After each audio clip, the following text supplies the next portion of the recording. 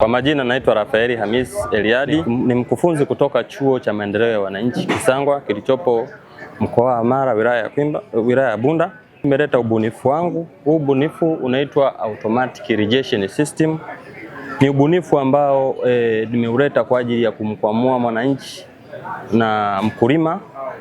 Katika huu ubunifu nimeleta ubunifu ambao utamsaidia mkulima kufanya shughuli zake za kila siku pasipo kutegemea kufanya shughuli za umwagiliaji. Katika huu ubunifu wangu niliouleta, utakuwa unafanya kazi kama ambayo alihitaji binadamu yoyote au mkulima yoyote kuifanya, lakini huu mfumo utakuwa unafanya hiyo kazi ya kila siku. Kikawaida mkulima anapokuwa analima aidha bustani, kama ni kilimo cha mahindi na mazao mbalimbali ambayo yanahitaji kumwagiliwa, kikawaida huwa yanahitaji kumwagiliwa asubuhi na pia yanahitaji kumwagiliwa muda wa jioni pindi jua linapokuwa limezama. Huwezi kumwagilia mchana kwa sababu mazao yatakauka.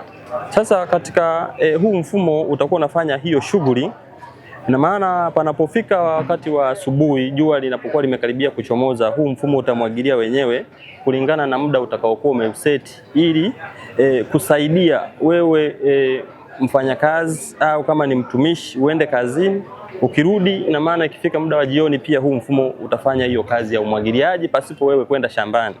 Ila wewe shambani utaenda tu kuangalia ni jinsi gani mazao yako yanavyozidi kuendelea na kunawiri. Kama itakuwa inahitaji dawa, basi tutafanya mfumo mwingine ambao utakuwa ni wa umwagiliaji wa dawa.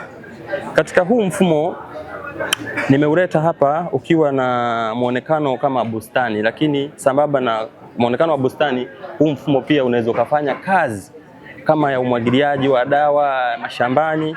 Na maana utachanganya dawa, utaweka kwenye tenki lako maalum, afu zeni huu mfumo utamwagilia wenyewe kwa muda utakaokuwa umeuseti.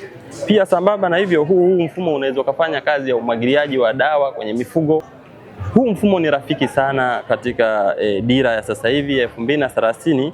Kwa hiyo huu mfumo unakuwa unafanya zaidi katika mfumo huo wa umwagiliaji.